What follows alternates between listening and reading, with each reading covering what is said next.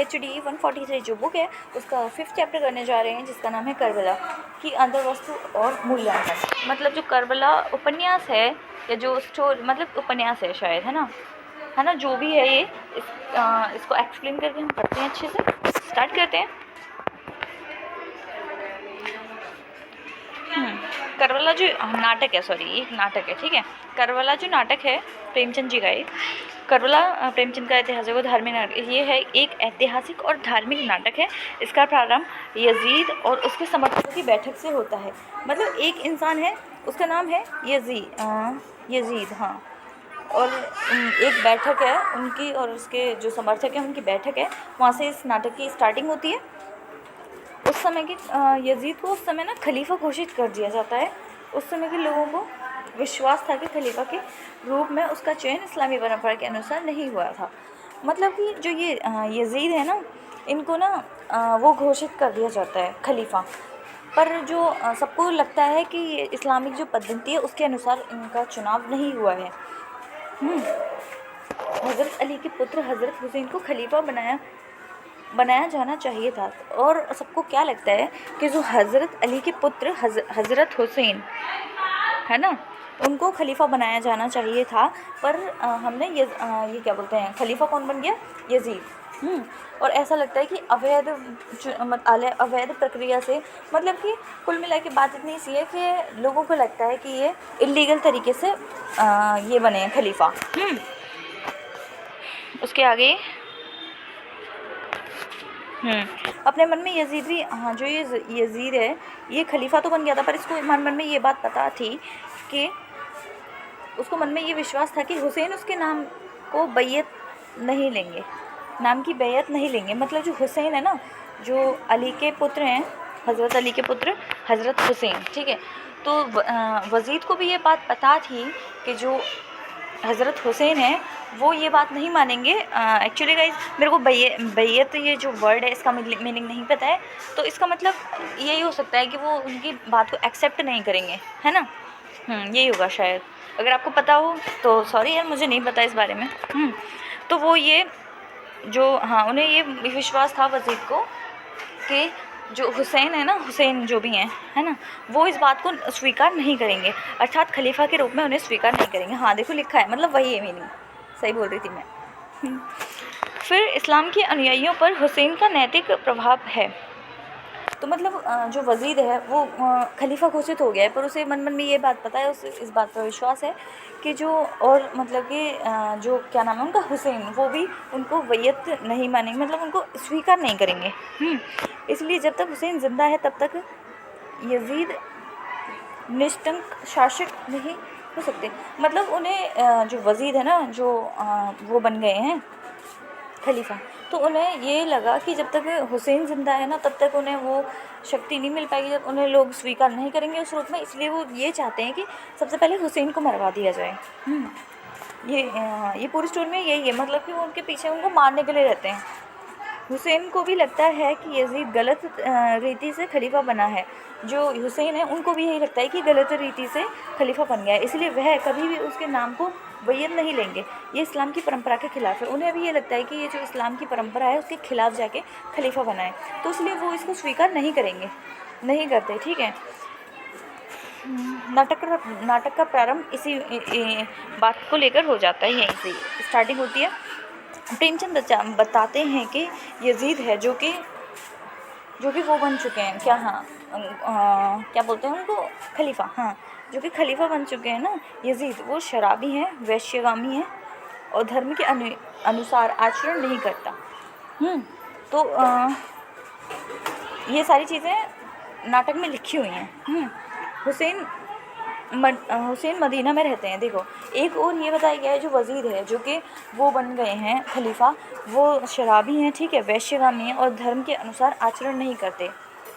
और दूसरी साइड जो हुसैन है वो, उनको एकदम वैसा बताया गया है, वो मदीना में रहते हैं, ठीक है।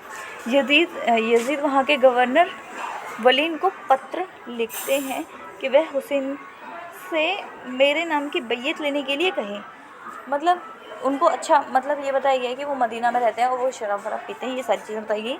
उसके बाद क्या होता है, जो यजीद है वो ना वहाँ जहाँ पर हुसैन रहते हैं वहाँ के गवर्नर वलीद को पत्र लिखकर कहते हैं कि हुसैन से मेरे नाम की वैयत लेने के लिए कहें, यदि वह नहीं लेता तो उसे कत्ल कर दें। ठीक है, समझ रहे हो? मतलब वो जो वजीद जो वो बन चुके हैं ना, अरे गाइस भूल जाती हूँ, खलीफा, हाँ, जो कि खलीफा बन चुके हैं ना, तो वो क्या कहते हैं, ऑर्डर देते हैं कि जहाँ पर हुसैन रहता है ना वहाँ का जो गवर्नर है उसको पत्र लिखकर बोलते हैं कि हुसैन से बोलो कि वो मुझे वैयत हुसैन से बोलो वैयत लेने के लिए तैयार रहे वो। ठीक है, वो वैयत ज़बरदस्ती करते हैं एक तरह से, अगर नहीं करता है तो उसको कत्ल कर दो, ये इतना तक बोल देते हैं कत्ल के लिए। ठीक है, इस तरह हुसैन यहाँ रहना दुर्बार, मतलब उसको वो यहाँ रह नहीं पाते। हुसैन अपने परिवार के साथ मक्का की तरफ रवाना हो जाते हैं जहाँ पे वो रहते थे। फिर ऐसा होता है ना कि उनसे ज़बरदस्ती टाइप की जाती है, तो वो वहाँ से अपनी फैमिली को लेके मक्का की ओर चले जाते हैं। उन्हें कूफा निवासियों का भी पत्र मिलता है और जगह जगह से ऐसा ही होता है। ठीक है, हुसैन कूफा आए तथा यजीद के जुल्मों से उन्हें मुक्त करें। अच्छा, तो मतलब जैसे वो अपनी फैमिली को लेकर निकल जाते हैं मक्का की ओर, तो उन्हें ना जो एक जगह है शायद, है ना, कूफा, वहाँ के निवासियों का पत्र मिलता है, तो वो भी यही बोलते हैं कि जो यजीद के जुल्मों से उन्हें मुक्त करें, है ना, ऐसा करके। तो हुसैन मदीना को खून खराब से बचाने के लिए यहाँ से रवाना हो जाते हैं, है ना, और उनके मक्का पहुँचने की खबर यजीद को भेज दी जाती है।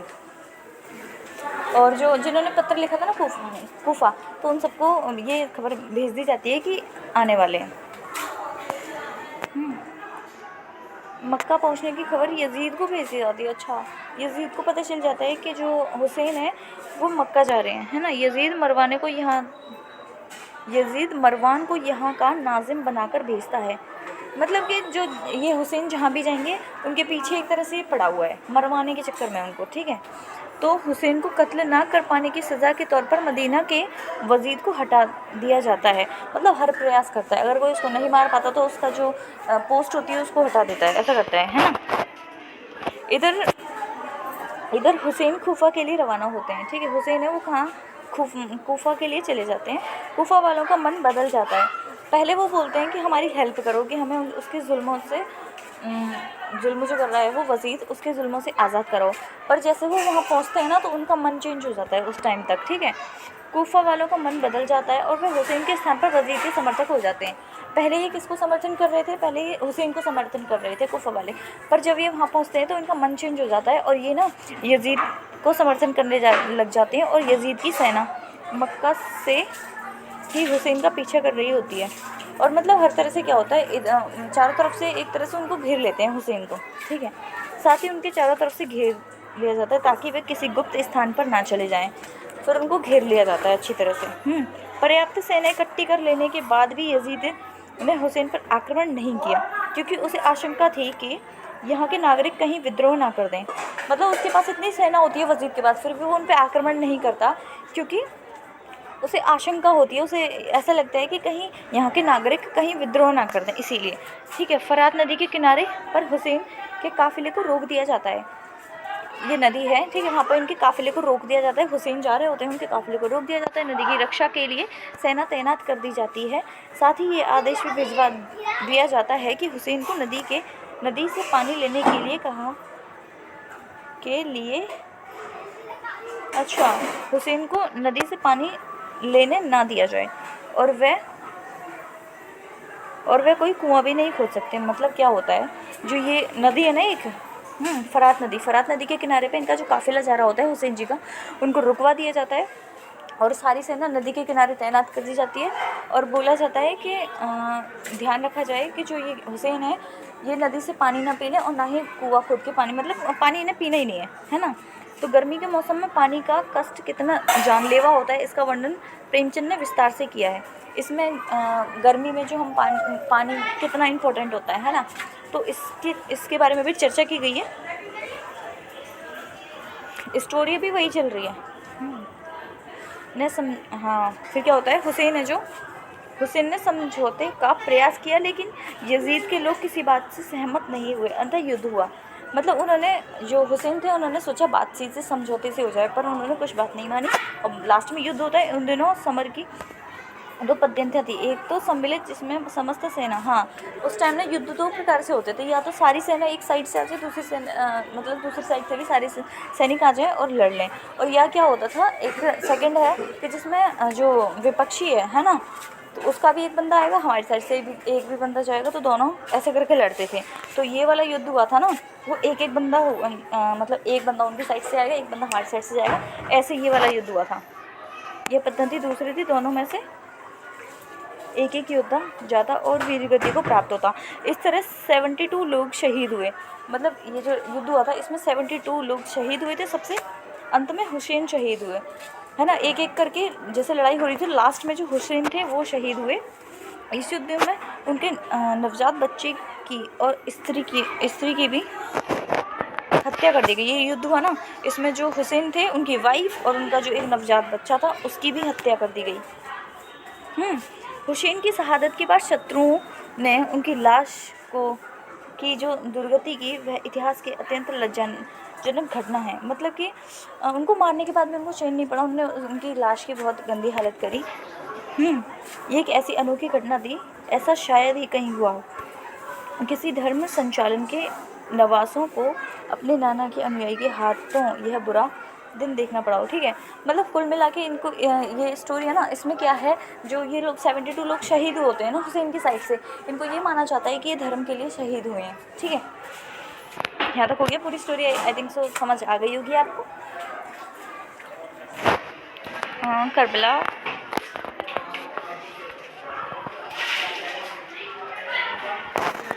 हाँ, जो ये नाटक का प्रारंभ यजीद की चिंता से होता है, यजीद को खलीफा बना दिया जाता है, इस संदेह कि यह नाटक शुरू होता है। ये तो यार हमने सारा पढ़ लिया। ओके, अभी तो पढ़ा है सारा।